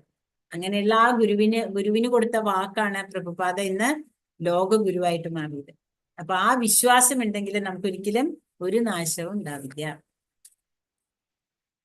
പിന്നെ ഇവിടെ ലാസ്റ്റ് ഒരു ശ്ലോകം പറയുന്നുണ്ട്, 66ാമത്തെ ശ്ലോകത്തിൽ പറയുന്നു, നാസ്തി ബുദ്ധിരയുക്തസ്യ ന ചായുക്തസ്യ ഭാവന ന ചാഭാവയത ശാന്തി അശാന്തസ്യ കുതസുഖം. അതായത് പരമപുരുഷനുമായി ബന്ധപ്പെടാത്തവന് ദിവ്യബുദ്ധിയോ ഉറച്ച മനസ്സോ ലഭിക്കില്ല. അതില്ലാതെ സമാധാനം കൈവരിക്കാൻ സാധ്യമല്ല. സമാധാനമില്ലെങ്കിൽ സുഖം എവിടെ? നമ്മൾ എല്ലാവരും ഈ കഷ്ടപ്പെടുന്നത് എന്തിനാ? സമാധാനത്തിന് വേണ്ടി. സമാധാനത്തോടുകൂടെ നമുക്ക് സമാധാനമായിട്ടൊന്ന് ഇരുന്നാൽ മതി. നമ്മൾ പോലും അറിയാണ്ട് എത്രയോ പ്രാവശ്യം നമ്മൾ സമാധാനം എന്നുള്ള വാക്ക് പറയുന്നുണ്ട്. എന്നാൽ കൃഷ്ണാവബോധത്തിൽ വരുമ്പോ എന്താ ഉള്ളത്? സന്തോഷമാണ് അവിടെ. അവിടെ എന്താ പറയാ, ഭഗവാന്റെ കീർത്തനങ്ങൾ ചെല്ലുക, ഡാൻസ് കളിക്കുക, പാട്ട് പാടുക, അങ്ങനെ അങ്ങനെ അങ്ങോട്ട് എത്രയാ സന്തോഷം. അവിടെയും പ്രശ്നങ്ങളില്ല എന്നല്ല പറയണത്. നമ്മൾ ചിന്തിച്ചാൽ പ്രശ്നമുണ്ട്, ചിന്തിച്ചില്ലെങ്കിൽ പ്രശ്നമില്ല. നമ്മൾ ഭഗവാനെ സേവിക്കുക, അങ്ങനെയുള്ള മനസ്സിൽ നമുക്ക് പോയാൽ ഇത്രയും സന്തോഷം. എല്ലാം നല്ലതിനെ കാണാൻ നമ്മൾക്ക് മനസ്സിലാവും. ഭഗവാൻ അനുഗ്രഹം തരണം. അപ്പൊ നമുക്ക് എല്ലാം നല്ലത് തന്നെയാണ്. അത്രയും സന്തോഷമാണ് കൃഷ്ണാവബോധത്തില്. കാരണം ഭഗവാൻ എന്ന് പറഞ്ഞാൽ തന്നെ എന്താ? സച്ചിദാനന്ദ വിഗ്രഹനായ ഭഗവാൻ എപ്പോഴും സന്തോഷമുള്ള ആളാണ്. ആ ഭഗവാന്റെ അംശമാണ് നമ്മള്. അപ്പൊ നമുക്കും അങ്ങനെ തന്നെയുള്ള സന്തോഷം ഉണ്ടാവും. അല്ലെങ്കിൽ ഈ ഇന്ദ്രിയാസ്വാദനത്തിന്റെ പുറകിലാണ് പോണെന്നുണ്ടെങ്കിൽ സന്തോഷം, സമാധാനം ഒന്നും നമുക്ക് ഉണ്ടാവില്ല. ഇതാണ് ഭഗവാൻ നമ്മൾ പറഞ്ഞു നേരത്തെ അല്ലെ, ആ ത്രിഭംഗു രൂപത്തിലുള്ള ശ്യാമസുന്ദര രൂപത്തിനെയാണ് നമ്മളെല്ലാവരും ഭഗവാൻ. കൃഷ്ണൻ എന്ന് പറയുന്നത് അവ്യക്തിഗതനല്ല, വ്യക്തിരൂപമാണ്. അതെപ്പോഴും നമ്മൾ മനസ്സിലാക്കണം. ഇവിടെ 68ാമത്തെ ശ്ലോകത്തിൽ പറയുന്നു, തസ്മാദസ്യ മഹാബാഹോ നിഗൃഹീതാനി സർവശഃ ഇന്ദ്രിയാൻ ഇന്ദ്രിയാർത്ഥേഭ്യ തസ്യ പ്രജ്ഞാ പ്രതിഷ്ഠിത. അതുകൊണ്ട് മഹാബാഹോ, നല്ല ശക്തിയുള്ള കൈകളുള്ളതാണ് അർജുനൻ. അതാണ് മഹാബാഹോ. കൈക്കരുത്തുള്ളവനെ, ഇന്ദ്രിയങ്ങളെ അവയുടെ വിഷയങ്ങളിൽ നിന്ന് പിന്മാറ്റാൻ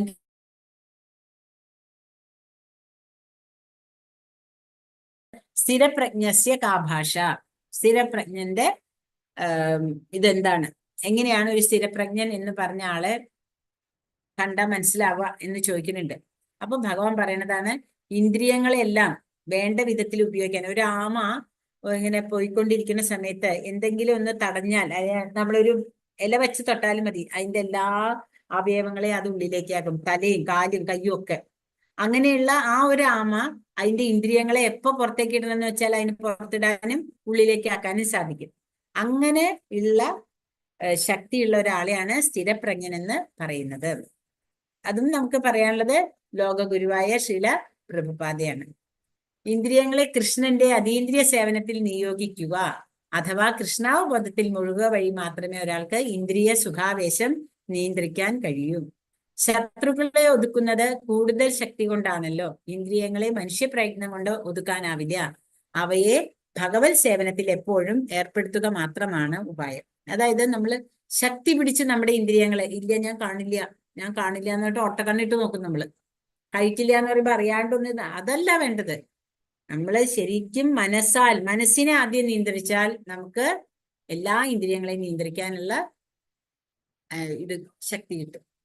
കൃഷ്ണാവബോധം കൊണ്ട് വേണം സ്ഥിതപ്രജ്ഞനാകാനെന്നും വിശ്വാസ്യനായ ഒരു ആത്മീയ ഗുരുവിന്റെ മേൽനോട്ടത്തിൽ പരിശീലിക്കേണ്ടതാണ് ഈ കലയെന്നും അറിയുന്ന ഒരാൾ സാധകൻ അല്ലെങ്കിൽ മുക്തിക്ക് യോഗ്യനായവനെന്ന് വിളിക്കപ്പെടുന്നു. അപ്പൊ ആരാണ് ശരിയായിട്ടുള്ള സാധകൻ? അയാളുടെ ഇന്ദ്രിയങ്ങളെ നിയന്ത്രിച്ച ആളായിരിക്കും. ഇനി ഇവിടെ ഏകാദശിയെ പറ്റിയാണ് പറയുന്നത്. നമ്മുടെ ഏകാദശി വരുമ്പോൾ നമുക്ക് അതിനെപ്പറ്റി മനസ്സിലാക്കാം. ഹരേ കൃഷ്ണ കൃഷ്ണ കൃഷ്ണ ഹരേ ഹരേ, ഹരേ രാമ രാമ രാമ ഹരേ ഹരേ.